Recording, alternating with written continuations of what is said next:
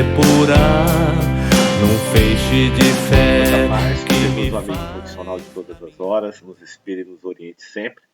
E nós vamos dando continuidade aos nossos estudos, sobretudo em torno do entendimento, do crescimento do nosso ser e da formalização das estruturas que nós vamos adquirindo conforme nós vamos evoluindo. Hoje, mais uma vez, abordando aí Sabedoria do Evangelho, essa obra fantástica do nosso querido professor Carlos Torres Pastorino, eu gostaria de dizer que em breve a FEB, ou seja, a Federação Espírita Brasileira, ela vai estar lançando os 9 volumes de Sabedoria do Evangelho. Então, os primeiros 8 volumes haviam sido impressos e já tivemos umas 2 edições por outras editoras. O 9º volume, Pastorino havia escrito, mas não havia sido impresso.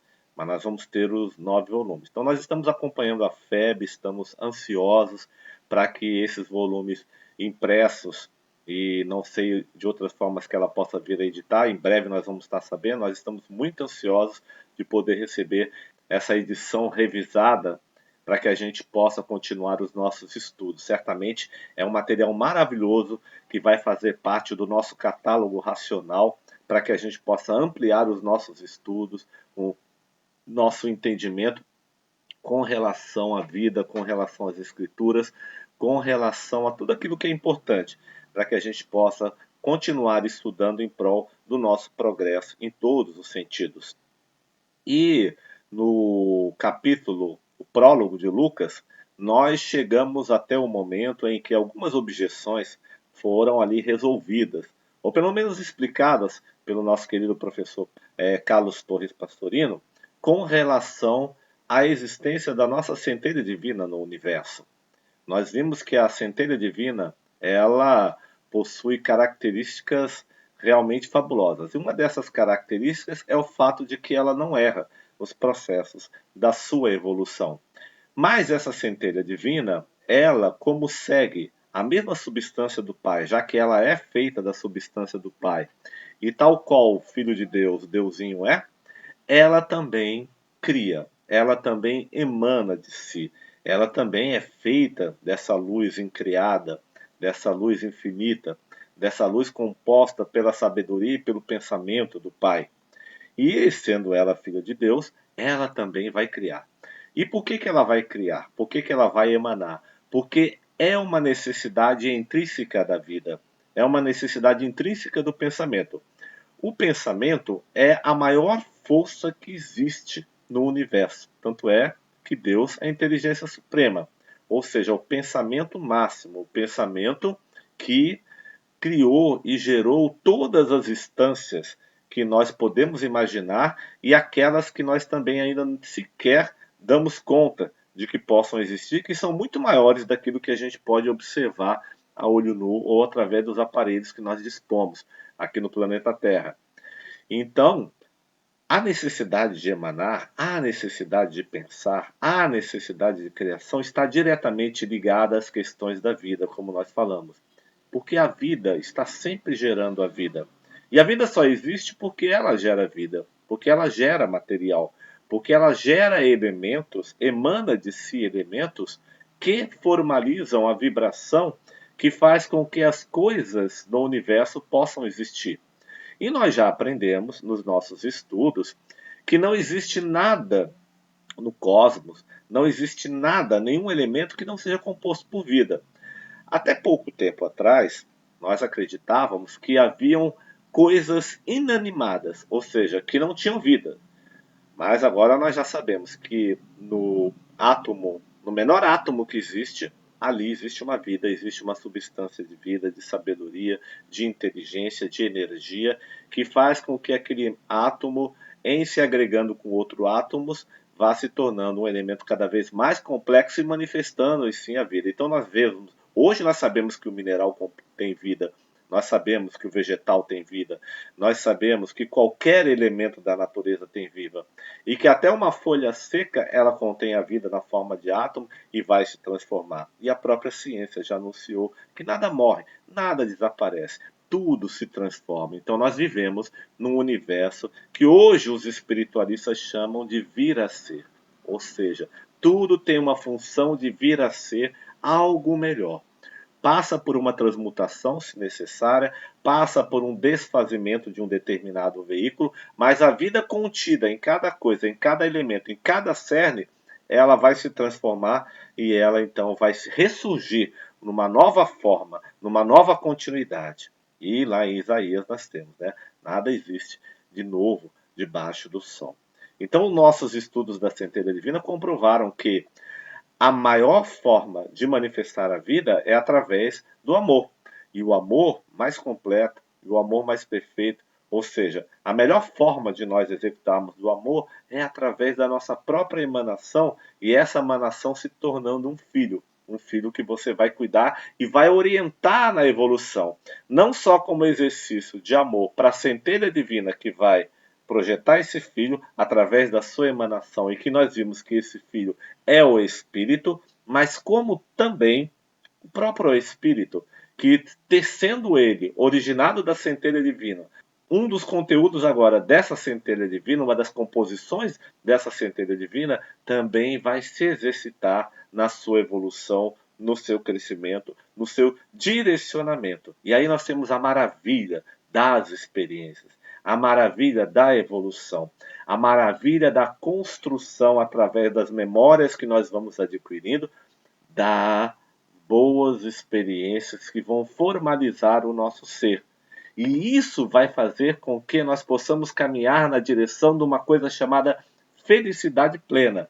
Felicidade estendida em todos os sentidos. Essa felicidade só pode existir quando nós temos o advento das experiências. Pastorino ele faz uma abordagem um pouco diferente. Ele faz uma colocação um pouco diferente de Ubaldi, mas que, analisando a coisa um pouquinho mais, nós vamos perceber que existe sentido entre duas análises. A primeira análise, a do nosso querido professor Pietro Ubaldi, ele vai dizer que a centelha divina, por decisão própria, ela acaba se precipitando no universo do antissistema, ou seja, o processo da queda, como nós vimos. Só que essa centelha divina, também, no ver de Ubaldi, ela não perde as suas qualidades, ou seja, as suas características divinas, por causa do processo da queda, mantendo em si a sua espiritualidade na própria substância divina, com todas as suas potências e com todas as suas qualidades, onisciência, onipotência e onipresença, embora menor que Deus, mas mantendo essas qualidades, porque é da natureza da centelha divina essas qualidades. O professor Pastorino, ele vai dizer o quê? Ele vai dizer que a centelha divina, então, ela cria o espírito por necessidade, como nós falamos, e esse espírito vai ser o seu filho. Esse espírito, que é o seu filho, vai tomar parte dela. Mas ao criar esse espírito, então, esse espírito é lançado num ambiente de evolução, para que simples e ignorante ele possa adquirir, através de todas as experimentações, experiências, o crescimento interior, o crescimento estendido de todas as formas.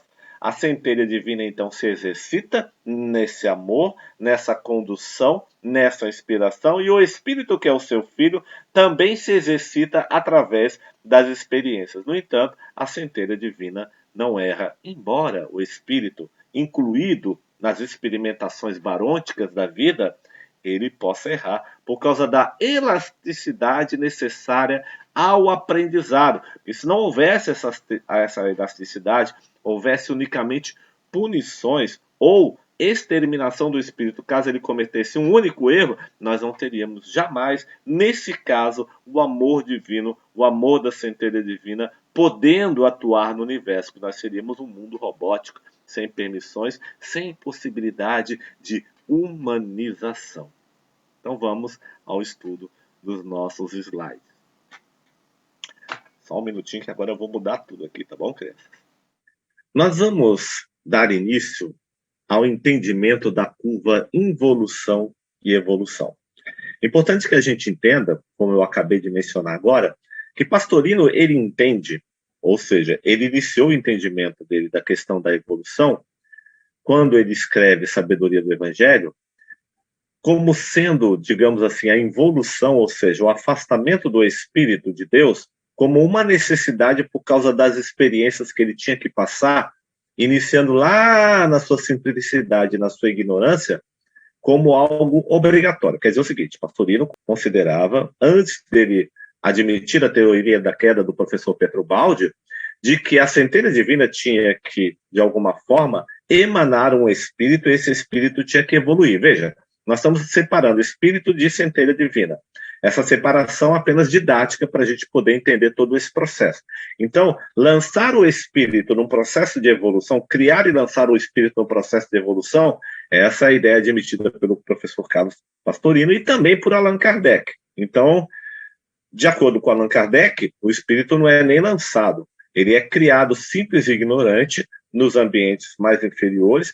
Aí, evidentemente, tem todo um segredo por trás, né? Que aí a individuação da inteligência, esse espírito sendo uma individuação da inteligência, ele é uma individuação das inteligências do universo, mas ele vai ser individuado, ou seja, criado de forma simples e ignorante para enfrentar todo um processo de evolução. Ou seja, o ponto de partida é igual para todo mundo. Baseado nisso, então, o kardecismo, o espiritismo, o espiritualismo e também o nosso querido professor Carlos Pastorino, muitas doutrinas que nós temos aqui no planeta Terra, consideram que o ponto de partida é igual para todos os espíritos. Ou seja, nós iniciamos a nossa caminhada simples e ignorante. De repente vem o professor Petrobaldi e ele vai dizer assim, não, olha só, nós não fomos criados simples e ignorantes, nós fomos criados com todas as qualidades divinas. Nós fomos criados no ambiente do sistema e não no ambiente projetado da evolução. Só que nós evoluímos por escolha própria e fomos lançados nesse ambiente da evolução, mais ou menos simples e ignorante, para agora enfrentarmos um processo de volta à casa do Pai, que é a evolução. Bom, aí resta saber se nós podemos unir essas duas ideias e se isso vai fazer algum sentido, em que momento isso pode acalentar o nosso coração. E por que eu falo acalentar o nosso coração? Qual é o objetivo do estudo? Qual é o objetivo do aprendizado? O objetivo do estudo e do aprendizado, quando se trata das questões espirituais, é demover o estresse ancestral e atávico que existe dentro dos seres, que existe dentro da gente. Esse estresse religioso, esse estresse atávico, ancestral, normalmente causa uma série de problemas, inclusive mentais e emocionais do indivíduo, que mais tarde vão ter que ser tratados de várias maneiras. E o esclarecimento, o conhecimento, a abertura do coração para entender a vida, não só pela via do intelecto, mas também pela via do sentimento, também por outras vias importantes dos sentidos espirituais que nós vamos desenvolvendo, faz com que o ser possa deslanchar. Então nós vamos analisar agora essa curva involução e evolução. Como nós dissemos, nós viemos estudando algumas características de duas coisas importantes que compõem o nosso ser na nossa trajetória, de acordo com a visão do nosso querido professor Carlos Pastorino. Nós estudamos um pouquinho da nossa tríade superior e nós vamos relembrar aqui para que a gente possa adentrar na curva involução e evolução de forma mais clara, vamos relembrar algumas coisas e nós também analisamos o nosso quaternário inferior, que é exatamente a parcela do ser que se transforma nos processos de evolução. Então, o professor Carlos Pastorino ele nos trouxe, de um lado, a centelha divina, de outro lado, o quaternário inferior. Essa parte da centelha divina ele formalizou numa coisa chamada individualidade, com 3 instanciações importantes ali. E, no caso do quaternário inferior, ele veio apresentando a evolução do ser e dos corpos que compõem esse quaternário inferior e que vão sendo, digamos assim, estruturados durante o crescimento do ser. Vamos, então, analisar isso com bastante calma, com bastante tranquilidade, para que a gente possa aproveitar bastante esse estudo. Então, lá na página 26, e no início lá da curva involução-evolução, o professor Pastorino começa assim. Podemos tentar apresentar graficamente esse imenso ciclo de involução e evolução. Representaremos a parte espiritual, que é a tríade superior, ou seja, a centelha divina, a mente e o espírito por um triângulo. Então, o professor Pastorino vai representar por um triângulo. Aí nós já começamos a nos lembrar daquela trindade da Igreja Católica. Mas aqui o professor Carlos Pastorino, ao invés dele dizer Pai, Filho e Espírito Santo, não, ele muda. Ele coloca essa trindade, que na verdade é a nossa centelha divina, aqui no estudo que ele está fazendo, veja bem, tá? Como composta de 3 elementos importantes: centelha divina, a mente e o espírito. E isso tudo representado na forma de um triângulo. Representaremos também o quaternário inferior por um quadrado. Quaternário é bom representar por um quadrado, acho que faz mais sentido mesmo, né? Sendo o traço horizontal inferior a matéria densa, o traço vertical à esquerda de quem olha o duplo etérico, o traço vertical à direita de quem olha o corpo astral e o traço horizontal por cima dessas linhas verticais o intelecto. Temos aí a personalidade completa. Então, olha que legal. Então, olhando esse quadrado, eu tenho as 4 características que compõem o quaternário inferior. Então, vamos lá, continuando. Vejamos então o triângulo, que tem incluso em si potencialmente o quadrado, uma futura personalidade. Lembra, o triângulo é o quê? É a nossa tríade superior. Isto é, uma futura personalidade que existe dentro desse triângulo. Dentro dela existe uma futura personalidade. Essa futura personalidade é o quê? É o nosso quaternário inferior. O quadrado está representado em preto, porque o espírito ainda se encontra nas trevas da ignorância, do não saber. Eu tenho aqui a tríade superior, aqui a nossa tríade superior, a centelha divina, que é representada por esse triângulo aqui, e esse triângulo aqui ele é composto pela centelha divina, a mente e o espírito. Eu poderia, mais à frente, nos slides da frente, eu vou botar aqui a centelha divina aqui em cima do triângulo, nesse pedacinho aqui, tá certo? Aqui embaixo eu vou colocar a mente e aqui no outro canto do triângulo eu vou colocar o espírito. Aí eu tenho a formalização da individualidade ou da tríade superior. Já o quaternário inferior, está dizendo o professor Pastorino, ele está representado aqui dentro dessa tríade superior como a forma de uma personalidade que ainda não tem conhecimento, ainda não tem saber. E por que esse quaternário aqui está preto? Justamente porque é obscuro. Ou seja, não tem conhecimento, não tem saber, ele ainda precisa se desenvolver. Então, esse aí é o filho, ele é um dos filhos da nossa individualidade. É uma personalidade, essa personalidade é que vai atravessar os processos da evolução, nos processos do vir a ser. E aí vai dizer o professor Pastorino assim, cada lado desse quadrado, desse quaternário, é representado por um aspecto do nosso quaternário inferior. Então, ele disse assim, que aqui embaixo, né, ou seja, aqui mais embaixo, deixa eu pegar aqui embaixo desse quadrado, olhando para baixo, na parte mais horizontal, deitada aqui embaixo, é a matéria do ser, é a parte material. Se eu for, então, à esquerda, quem olha à esquerda, ou seja, esse pedaço aqui, ó, eu estou vendo o quê? O duplo etérico. O duplo etérico é quem faz a ligação do espírito com a matéria. Então, veja bem que ele está diretamente ligado à matéria aqui. Do outro lado, eu vejo o traço vertical à direita, o corpo astral. O corpo astral é exatamente a sede dos sentimentos, das sensações, etc. E em cima eu tenho a formalização do intelecto. Então, aí eu tenho a personagem completa. Intelecto, corpo astral, duplo etérico e matéria. Ou matéria, corpo denso, corpo físico. Temos aí, então, olhando esse triângulo, com esse quaternário inferior, dentro desse triângulo, nós temos a formalização completa do ser. Aí nós vamos ver, nessa curva de evolução, o que vai acontecer com toda essa história aí? O que vai acontecer com todo esse ser? Qual vai ser o processo que ele vai atravessar?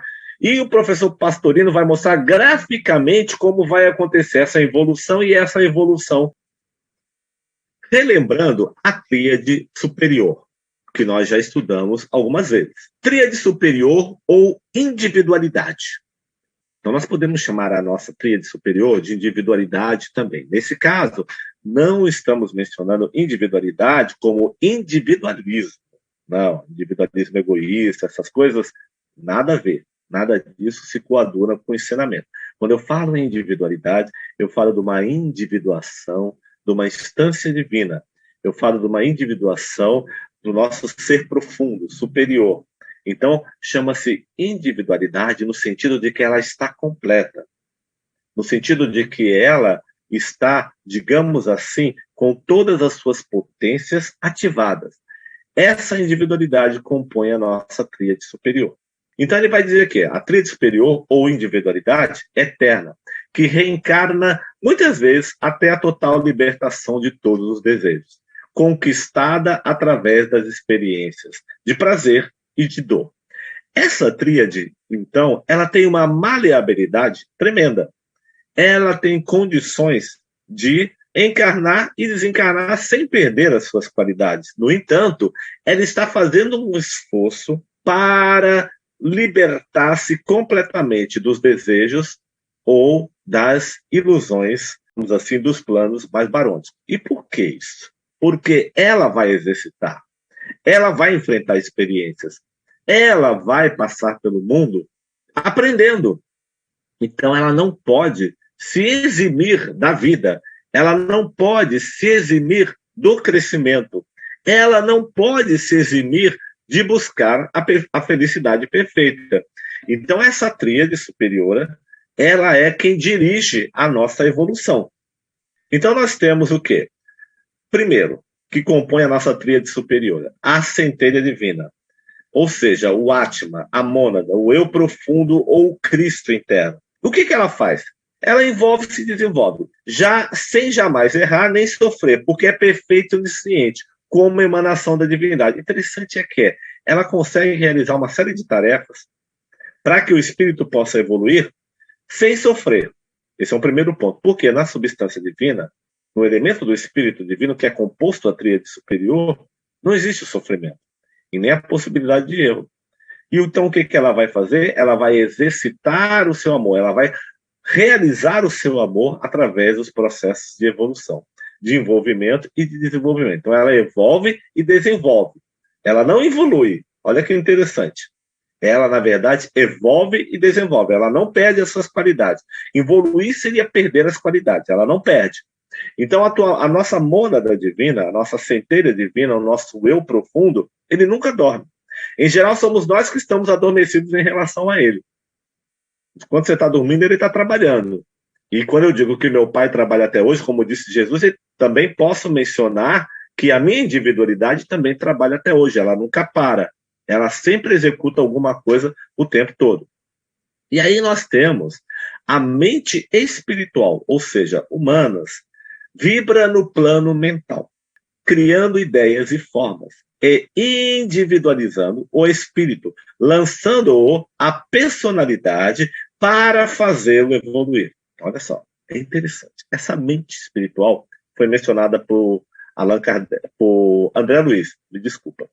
E a mente é quem vai formalizar, de certa forma, o espírito. O corpo mental, ele é o grande formalizador do corpo espiritual. E o que ele faz? Ele vibra totalmente no plano mental. Essa mente não é a nossa mente intelectual, racionalista, nem o nosso subconsciente oculto. Ela é o corpo mental. Isso é muito sério. Isso aí encontra-se no nível da tríade superior, da individualidade.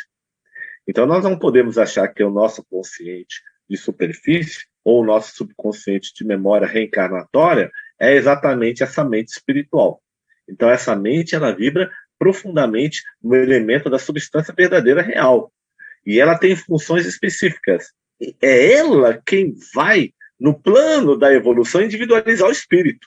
Cria ideias, ou seja, ela é criador de ideias, inspirador, que transmite os impulsos e chamados do eu profundo, forçando a evoluir. Quer dizer o seguinte, essa mente, ela produz ideias e ela transmite os impulsos do eu profundo para evoluir, forçando a evolução, mas desligando-se da personalidade pela supremacia do intelecto, com ele só se comunica pelos lampejos da intuição. Então vamos explicar agora. O que acontece aqui nesse momento?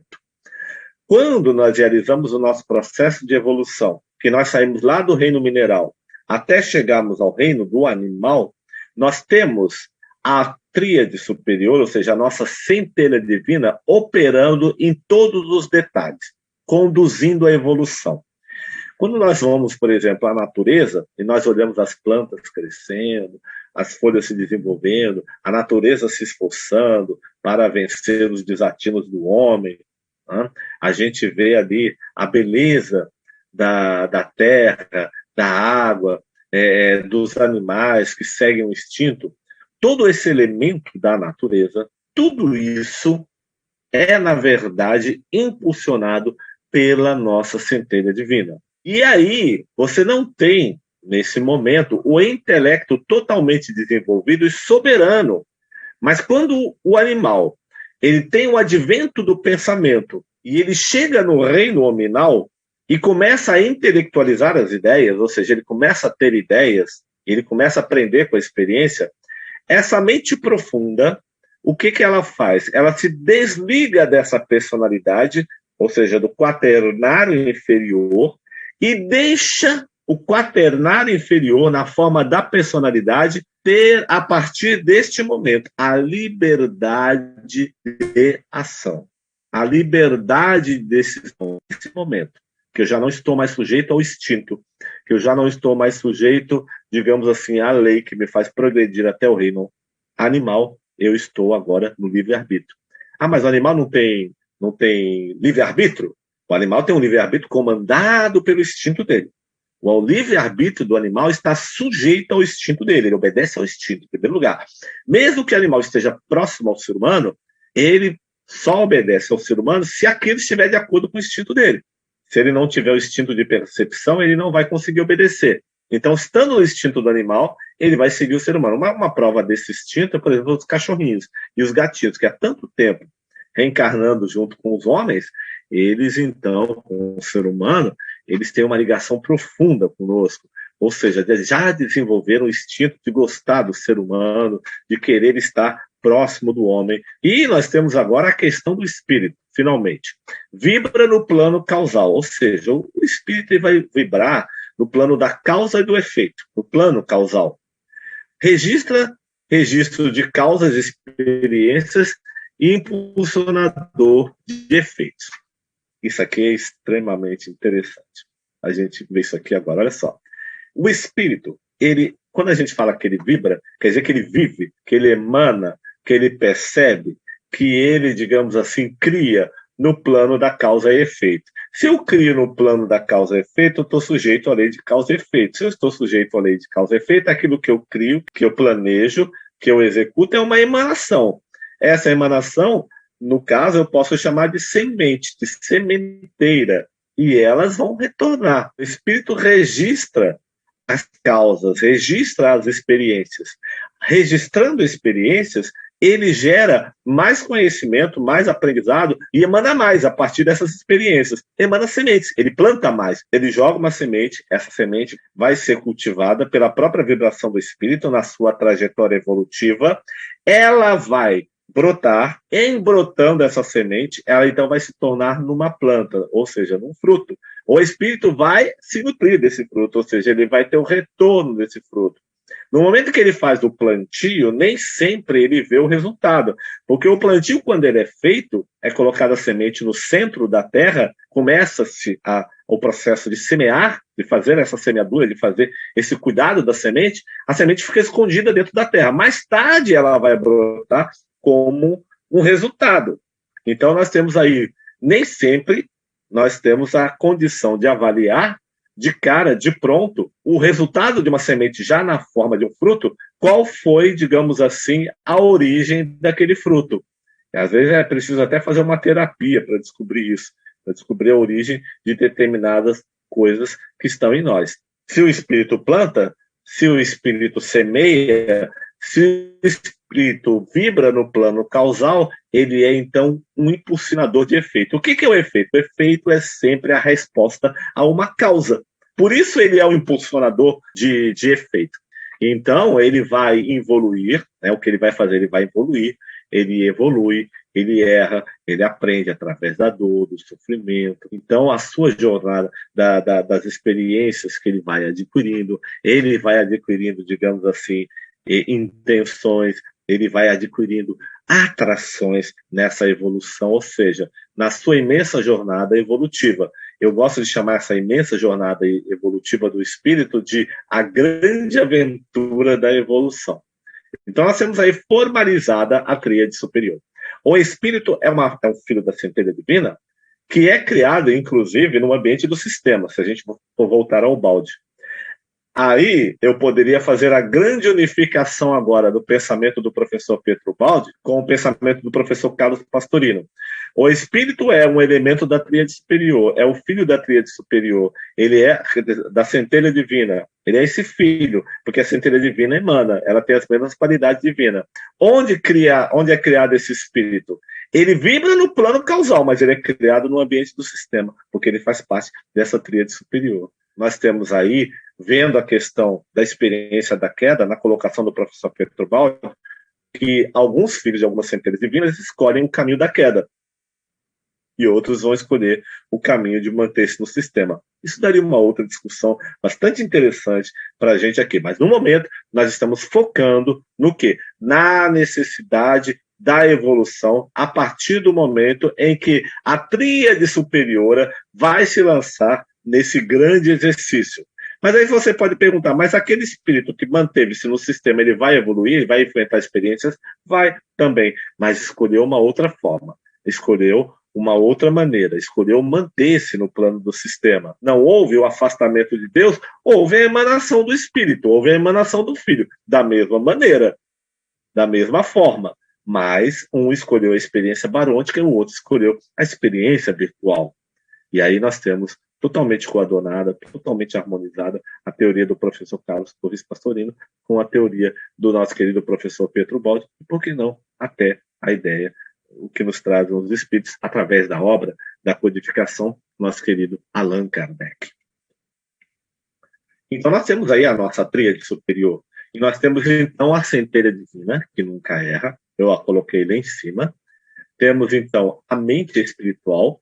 Então, a centelha divina, ela nunca erra, ela vai projetar a mente espiritual, que vai atuar no campo mental, e essa mente espiritual ela vai formalizar o espírito, que vai vibrar no plano causal. E nós estamos vendo a ação do Filho do Pai, nós estamos vendo a ação da nossa centelha divina, da nossa individualidade, se individualizando, fazendo o seu grande processo de crescimento e de evolução. E por que é um grande processo de crescimento e evolução? É claro que, sendo ela das mesmas características divinas e querendo criar, querendo amar, e gerando em si e por si todo esse processo do Pai, que também é de gerar filhos, olha que legal, o Pai gera filhos, a centelha divina também. Ela não quer ficar sozinha. Além do que, ela tem outras centelhas divinas que estão fazendo a mesma coisa. E o Pai também não quer ficar sozinho. Então, olha que nós sabemos que a vida vai sendo repetida de forma maravilhosa no âmbito do ser.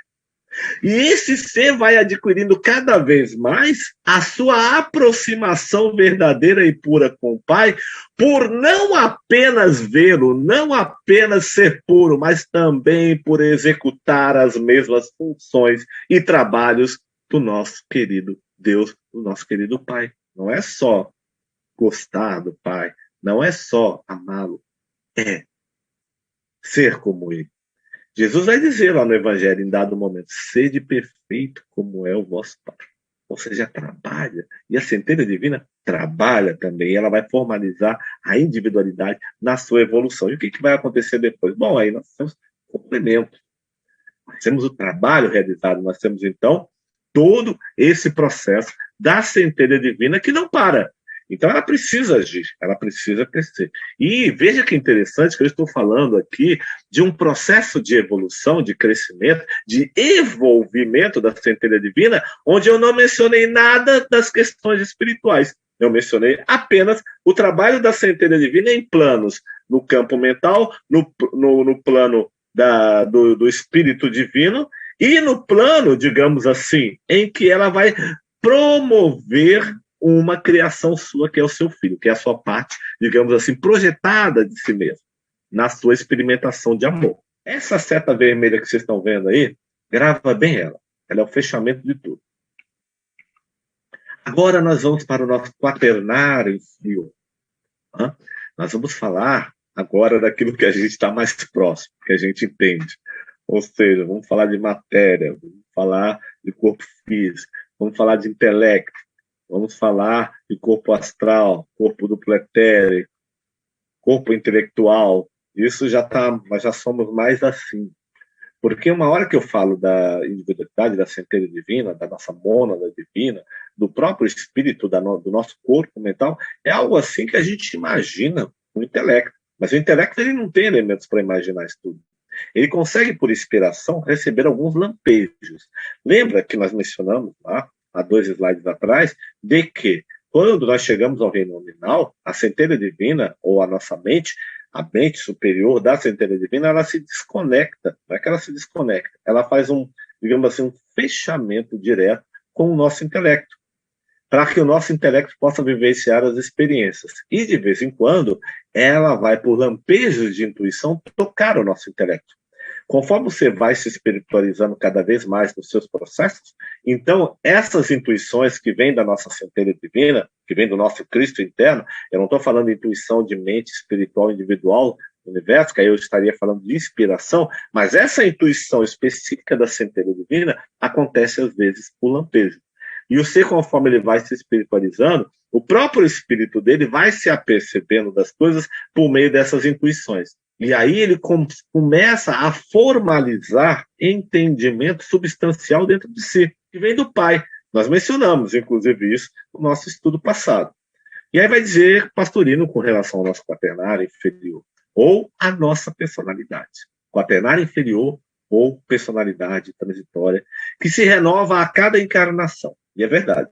Assumindo novo nome e tendo consciência menor, apenas desse nome da existência em ato, que permanece durante sua vida na Terra e continua após a desencarnação até o renascimento seguinte, quando outra personalidade, em outro nome, são adquiridos. Ao homem foi ordenado que morra uma só vez. Está lá em Hebreus 9, 27. A personalidade, pois é, o homem. Então, o que Pastorino está querendo dizer com isso? Olha só, essa nossa personalidade, ela é a composição do nosso quaternário inferior. É que não podemos confundir o quaternário inferior com o corpo físico. O corpo físico é um dos elementos do quaternário inferior. Quando o corpo físico se desvanece por efeito da desencarnação, do desencarne ou da morte, ele se desfaz num processo de transformação, e aí ele é devolvido à Terra para que os seus átomos, minerais, etc. e tal, sejam reaproveitados na evolução do mundo, na evolução do planeta, na evolução de tudo que for necessário. Nenhum material se perde. Mas o nosso corpo astral, o nosso espírito, a nossa mente e o nosso intelecto continuam existindo. Agora, uma vez desencarnado, retorna ao plano espiritual com todas as experiências que ele aprendeu na última encarnação. Então, o Pastorino vai dizer o seguinte, que a personalidade, numa nova encarnação, ela tem consciência daquela encarnação em ato, ou seja, naquela encarnação que ela está ativamente existindo. Então, ela tem um nome novo, ela pode ter uma família nova, ela pode ter um escopo novo. Por trás dessa aparição física, nós temos toda a formalização do nosso quaternário inferior ou personalidade. Eu não gosto muito de chamar quaternário inferior no sentido de que é inferior à nossa individualidade, à nossa tríade superior, claro, sem dúvida. Mas eu prefiro chamar de quaternário porque ele é um dos elementos importantes no nosso crescimento e na nossa evolução. E ele está aí conosco. E o que nós temos de percepção da vida é o quaternário inferior. É isso que nós observamos. Então, ali o perispírito, o corpo astral, o intelecto, tudo isso, e o corpo físico, que a cada encarnação aparece e desaparece, fazem parte do quaternário inferior. Então, eu vejo o quaternário inferior em ação. Eu vejo o quaternário inferior em atividade. E esse quaternário inferior, ele vai realizar uma série de tarefas. E aí, Pastorino vai nos lembrar o quê? Que ele vem na Terra, ele nasce vive, desencarna, volta ao plano espiritual, agora sem o corpo físico. No plano espiritual, ele vai se preparar para ter uma nova personalidade na Terra, um novo nome, para viver uma nova experiência, e sendo essa experiência parecida ou não com a experiência anterior, ele vai evoluir através dela. Por isso que é dito que ao homem, quer dizer, o homem, que é esse filho, que é o quaternário inferior, filho da centelha divina, da individualidade, ele só morre uma vez. Por que ele só morre uma vez? Veja bem, o quaternário não está morrendo. A personalidade não está morrendo. Não, a morte ela não existe. O que existe é o desfazimento do corpo físico. O que significa a morte desse quaternário inferior? Significa exatamente o seu momento de entrada no processo da evolução e a saída depois do processo da evolução. Então, essa morte significa mergulhar no ambiente material.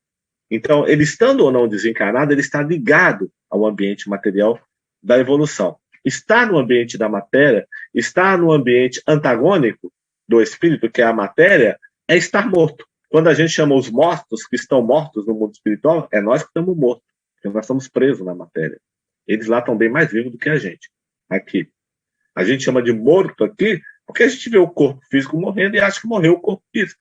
Mas, na verdade, não é isso, é o contrário. Nós estamos crucificados no processo da reencarnação. Quando eu falo crucificado no processo da reencarnação, não necessariamente quer dizer que você está encarnado, quer dizer que você está preso à reencarnação ainda nos ambientes materiais. Então você vai e volta, você vai e volta. Por isso que o homem só morre uma vez. Porque se ele morresse sempre o quaternário, então eu teria que reconstruir novamente todo um quaternário, não é isso? Esse quaternário não tem que evoluir, não tem que crescer, e ele não é em si, digamos assim, a projeção do espírito, então o homem só morre uma vez. Mas o quaternário ele vai desfazendo dos seus corpos de acordo com que a evolução vai gerando novos frutos e novas ampliações desses frutos. Mas essa personalidade, então, é o chamado homem, aqui na colocação do nosso querido professor Pastorino. Agora vamos aos detalhes, tá certo? Vamos aos detalhes desse quaternário. Primeiro nós temos lá o intelecto, que é a parte mais alta do quaternário inferior, ou a mente concreta. Lembra quando eu falei que essa mente concreta, essa mente superficial, não é o corpo mental.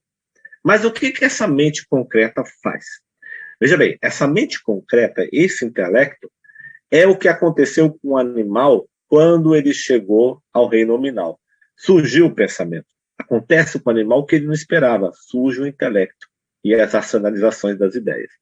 Digamos assim, o intelecto é o grande lance, é a grande, digamos assim, ocorrência da saída do homem do paraíso animal. Porque enquanto o homem estava no paraíso animal, ou seja, vivia no ambiente animal, as suas preocupações eram com comer, com fazer sexo, com se defender e com dormir. Então, e seguir os seus instintos. Quando o homem, então, sai do reino, do paraíso animal, por assim dizer, ele entra no reino nominal, surge a mente concreta, que é o intelecto. É o advento do pensamento no animal. O animal jamais esperaria que ia pensar.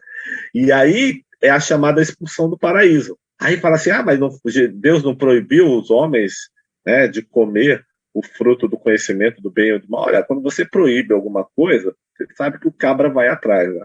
Então essa proibição, na verdade, é uma instigação à evolução. É uma provocação à evolução. Então, quando o simbolismo do animal comer o fruto do conhecimento do bem e do mal é também a aquisição do intelecto. Ora, o que é o intelecto, se não a racionalização sobre o bem e sobre o mal? E tanto é que na Gênesis ele vai ser representado lá na expulsão do homem do paraíso como uma serpente. E a serpente é o quê? A serpente é, na verdade, linear. E no final do processo em que o homem é expulso do paraíso, a serpente então começa a rastejar na terra. Vai ter que se alimentar da terra. Vai ter que se alimentar dos frutos da terra com o próprio suor. Quer dizer o seguinte, a semente vai ter que evoluir, vai ter que aprender. Quem é essa serpente? Semente não. Quem é essa serpente? É o intelecto linear. É o intelecto que analisa as coisas no tempo e no espaço, rastejando no espaço a cada momento diferente do outro, ou seja, no tempo. Eu tenho aí exatamente a trajetória linear. Tudo é um simbolismo muito legal de aprender. Então, o intelecto ele manipula as ideias que se transformam em pensamentos e raciocínios discursivos. O que é um pensamento e raciocínio discursivo? É algo que muda da água para o vinho, do vinho para a água e sabe Deus lá mais o quê. O discurso intelectual ele muda, mas é bom que ele mude. Por quê?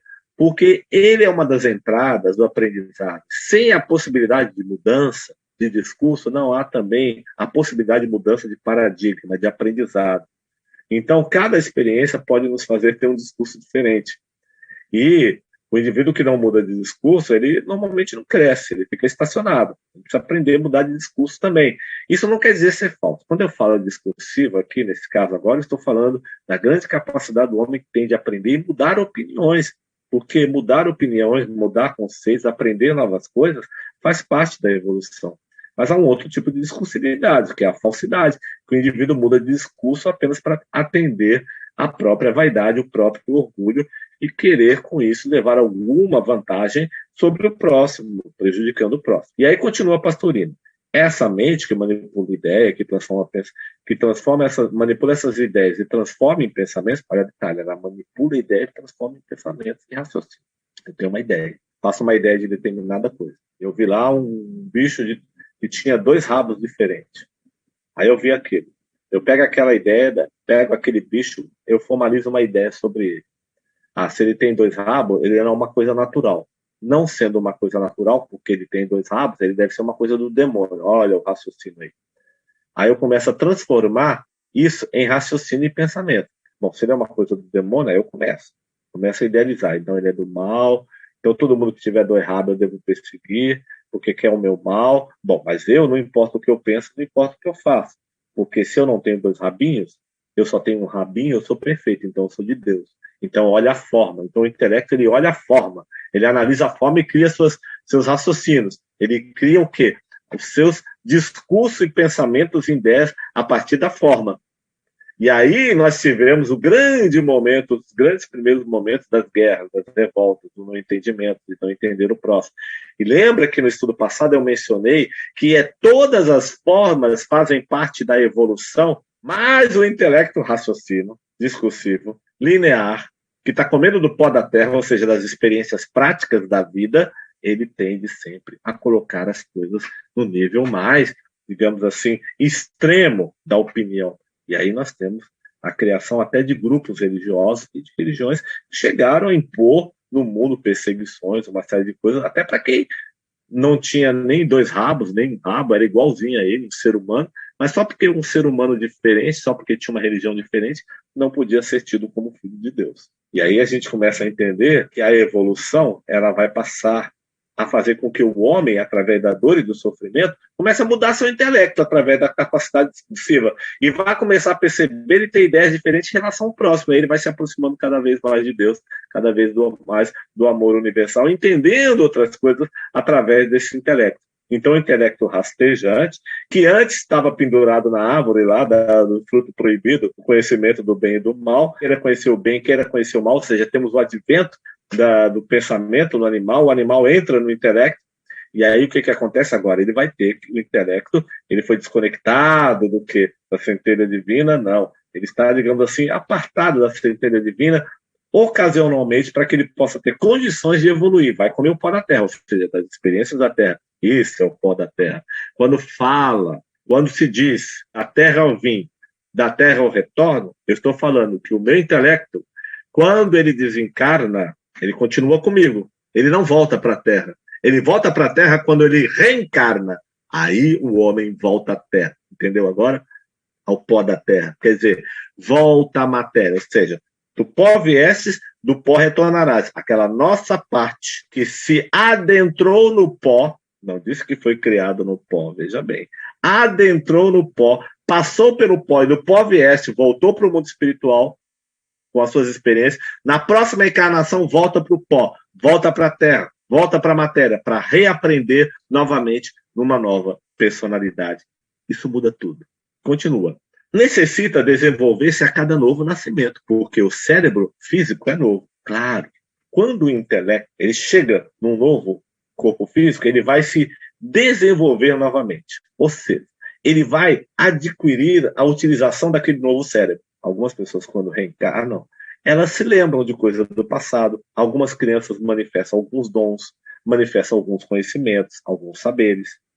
Isso tudo vem pelo intelecto também. E o que que acontece? Numa próxima encarnação, o meu intelecto ele tem o quê? Ele tem que aprender a utilizar esse novo cérebro. Esse aprendizado em utilizar as conexões, as sinapses e tudo mais do novo cérebro, que o intelecto faz durante toda a sua trajetória evolutiva naquela encarnação, é um grande exercício, porque não são só as experiências exteriores, mas também a experiência virtual do intelecto no cérebro.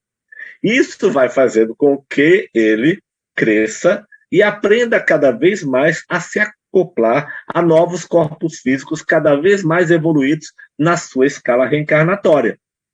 Então, a evolução não se dá apenas na guarda de ideias, se dá também no exercício do intelecto em se desenvolver a cada novo corpo físico. Por isso que a gente volta no prézinho, volta no segundo ano, volta no terceiro ano para reeditar as experiências, para que elas vão ficando cada vez mais redondas a cada reencarnação, porque Deus não admite esboços imperfeitos da criação. Então, nós temos a possibilidade de, através de cada reencarnação, fazer um novo crescimento, um novo aprendizado, entro novamente na sala de aula, ou seja, no novo cérebro, e agora eu já vou lidando melhor com essa sala de aula, eu vou lidando melhor com esse novo cérebro, através do intelecto, e ele vai cada vez mais tomando mais rápido esse novo cérebro.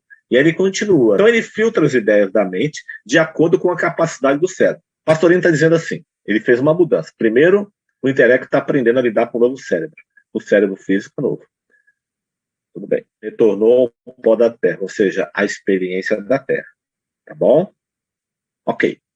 Vamos continuar. Mas ele tem uma outra função também.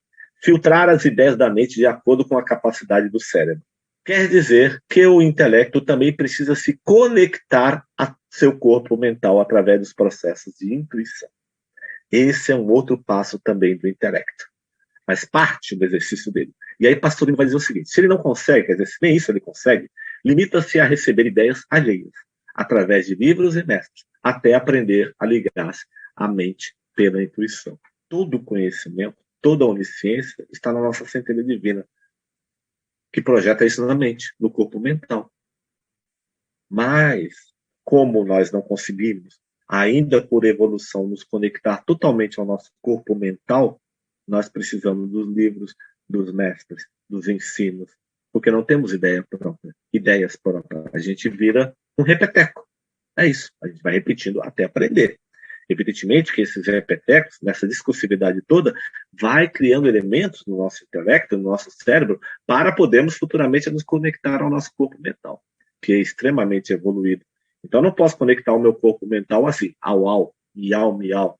Nada contra o gatinho, nada contra o cachorrinho. Mas a linguagem do corpo mental é uma linguagem extremamente ideogrâmica, muito mais elevada do que o intelecto na sua forma discursiva.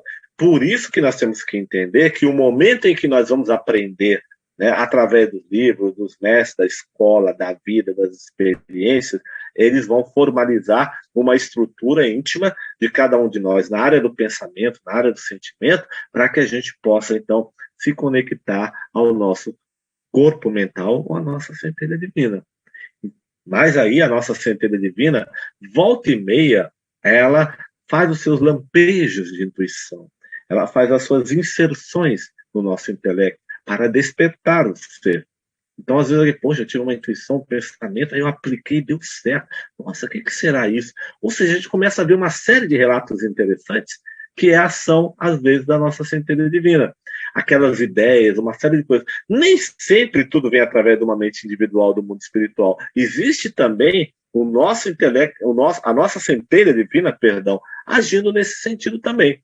Quando você pega um espírito muito superior, né, um espírito extremamente elevado, que, por exemplo, vamos falar o caso aqui de Francisco de Assis, que era médium do Cristo. Né? Evidentemente que Francisco de Assis desenvolveu dentro de si toda uma estrutura que botou por água abaixo todas as barreiras com o seu Cristo interno. Na sua mônada do Cristo interno, ele tinha a sua mediunidade com o Cristo cósmico, com o Cristo maior. E tinha também a sua mediunidade individual com o Espírito de Jesus. Evidentemente, Jesus, da mesma forma, com toda a sua centelha divina, todo o seu Cristo interno manifestado, ele tem aí a sua mediunidade com Deus.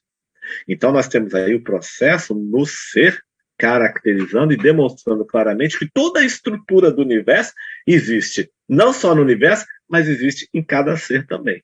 A vida, como eu disse, ela gera a vida. Ela gera a vida. A vida não gera a vida só fora de si, ela gera dentro de si também. E aí está a grande maravilha, aí está a grande maravilha, o amor, a sabedoria da gestação, que transcende o sexo, inclusive, que transcende a condição de homem e transcende a condição de mulher. Porque todos criam, todos nós ficamos grávidos, todos nós podemos emanar, devemos emanar um pensamento que eu pense no dia, uma palavra que eu emite no dia, uma ação que eu faça no dia, aquilo é uma emanação minha, aquilo é um filho meu. E aquilo vai se projetar. Por isso que é importantíssimo que a gente aprenda sempre a transformar o nosso ser em um estertor de vibrações positivas e maravilhosas. Corpo astral, sede dos sentimentos e emoções, desejos e ambições, prazeres e dores morais.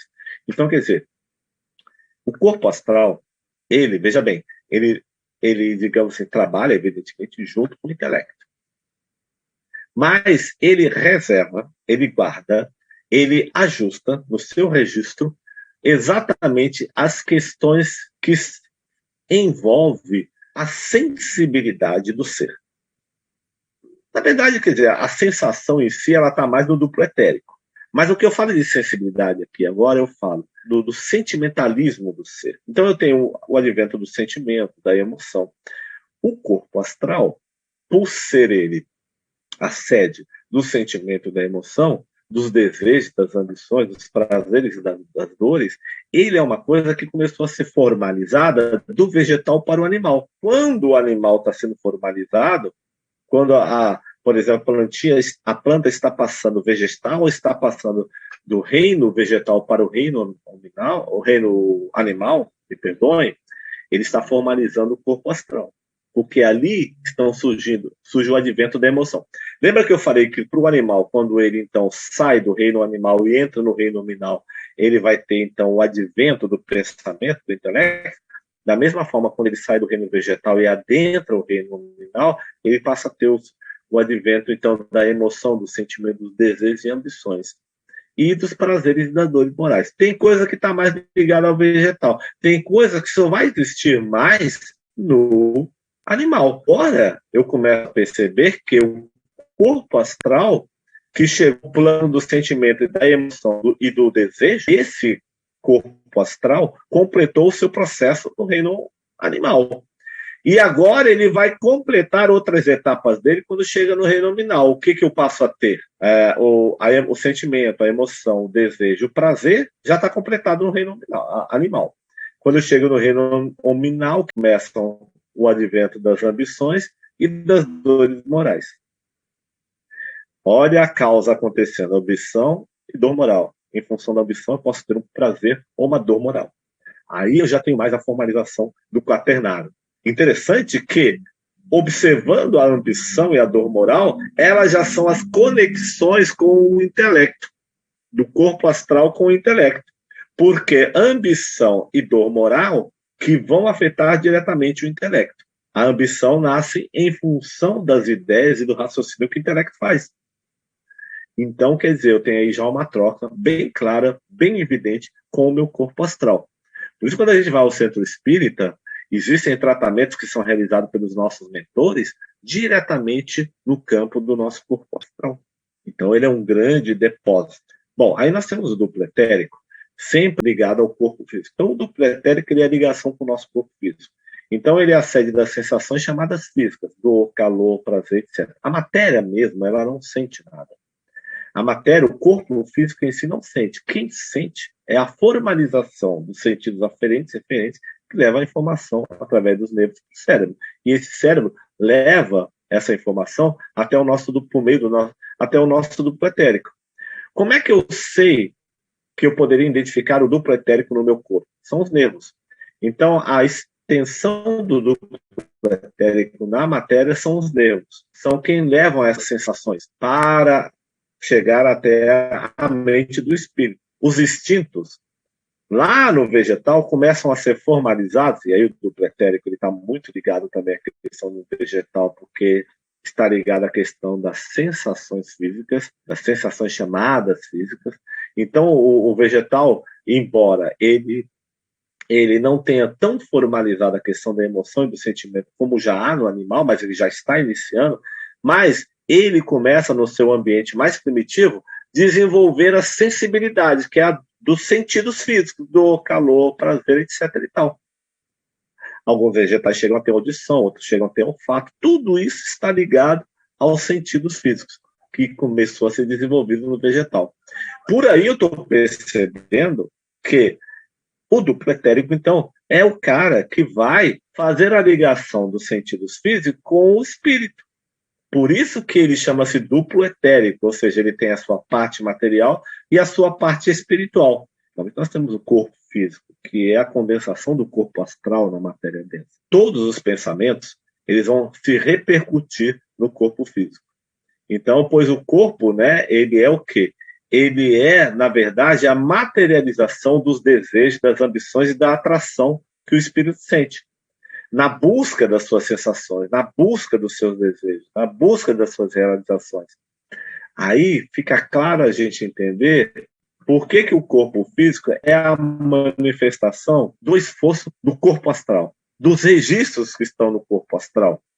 Então, se no corpo astral, que é onde fica registrado, evidentemente, todo o patrimônio reencarnatório do indivíduo, eu posso dizer também karma, o corpo físico é a projeção disso, para resgatar o karma, para resgatar, digamos assim, e fazer os processos da evolução, para que o ser possa evoluir, ele projeta, então, todo aquele patrimônio que está no seu corpo astral de uma forma materializada, que é o corpo físico. E aí, por isso que nós temos o corpo físico reencarnando nas suas formas e nas suas experiências, porque ele vai se projetar de acordo com o material que tem o corpo astral. Então, ele se projeta para quê? Para resgatar karma, mas também para continuar buscando aquilo que é de seu interesse, as sensações, os prazeres, a dor. Tudo isso que está no seu interesse. Mas a dor é interesse? Meu amigo, não se engane, não. Ela está no interesse. E de várias formas. Uma também como aprendizado e outra também por causa da insuficiência espiritual do ser, que acaba buscando a dor por inconsciência, por fazer o plantio errado, por ter interesses errados e acaba colhendo ela. E às vezes o ser até conscientemente busca a dor, por entender que o flagelo, que o autoflagelo é uma forma de crescimento. E o ser que está muito interessado em prazer, ele também acaba buscando a dor, porque começa no prazer, termina na dor. Então, o ser muito dedicado às questões inferiores acaba buscando a dor, consciente ou inconscientemente, por isso que ele busca a dor. Então nós temos aí como é que funciona o nosso quaternário inferior. Não é só como ele é construído, mas como ele funciona, como ele age também. Nós vamos terminar o estudo aqui hoje, nesse ponto, porque na próxima aula nós vamos adentrar já, digamos assim, nas transformações e na interação entre a centelha divina, ou seja, a nossa tríade superior e o nosso quaternário inferior, entendendo esse processo de evolução de uma forma mais clara agora. Então, hoje nós podemos entender um pouquinho mais sobre a estrutura do nosso ser e a beleza que existe por trás disso. Nós vimos que a nossa centelha divina, ela vai repetir os passos do Pai, ela vai se espelhar no Pai, ela vai se espelhar em Deus para tentar fazer o seu melhor. Então, através do amor, da sua emanação, ela vai cuidar de tudo aquilo que emana dela. E esse é um dos fatores mais importantes da evolução. Cuidar de tudo que emana de nós. Por isso que nós sempre temos que acabar de dar conta sobre aquilo que nós criamos, seja na área do pensamento e do sentimento. Seja quando nós geramos sentimento em nós mesmos, em função daquilo que nós enxergamos fora de nós, ou do que alguém faça conosco, ou seja do sentimento que nós geramos no próximo. Por isso que a questão da emanação, do cuidado de si mesmo, é extremamente importante. Sobretudo quando nós chegamos ao reino da consciência, do livre-arbítrio, onde nós já começamos a participar da nossa evolução através do entendimento, tomar conta daquilo que emana de nós, tomar conta daquilo que nós vamos emanar e como vamos emanar, é um dos grandes crescimentos do ser. é um dos grandes momentos que o ser precisa realizar na sua vida para que ele possa fazer a sua evolução completa. Nós vemos ali a centelha divina agindo de forma completa. Ela vai cuidar de todas as suas emanações. Ela vai cuidar de cada aspecto do seu ser. Não só da sua trajetória, não só do seu pensamento, como também de todo o entorno, de todas as forças afins. E assim nós também devemos agir, devemos aprender. E porque, estando no mundo de causa e efeito, vibrando no mundo causal, das causas, dos efeitos, sem dúvida nenhuma, que nós temos uma colheita a realizar. E é claro que se eu preparar essa colheita da melhor forma possível, depurar a semente que sai de mim, saber plantá-la de forma conveniente, cuidar dela de forma conveniente, eu vou ter sempre um bom resultado, um bom fruto. Por isso que é importante cuidar de todos os aspectos do nosso ser. Se até agora nós viemos errando, viemos nos equivocando, não sabíamos como agir de forma correta, estávamos ainda iludidos pelas questões da matéria e acumulamos um patrimônio, digamos assim, positivo ou negativo, que agora nós precisamos aprender a cuidar dele, nós temos agora a possibilidade, através de novos entendimentos da vida, de reformular toda a nossa disciplina em relação a nós mesmos. Então, disciplinar a mente, disciplinar o coração e disciplinar as atitudes. É interessante porque isso me lembra Emmanuel, falando do Chico Xavier: disciplina, disciplina e disciplina. Uma tríade completa, uma disciplina em todos os aspectos.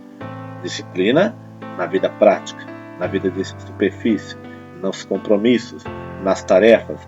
Disciplina mental, ou seja, em relação à retidão, em relação aos bons princípios, em relação também a fazer com que a vontade do espírito seja soberana sobre o intelecto.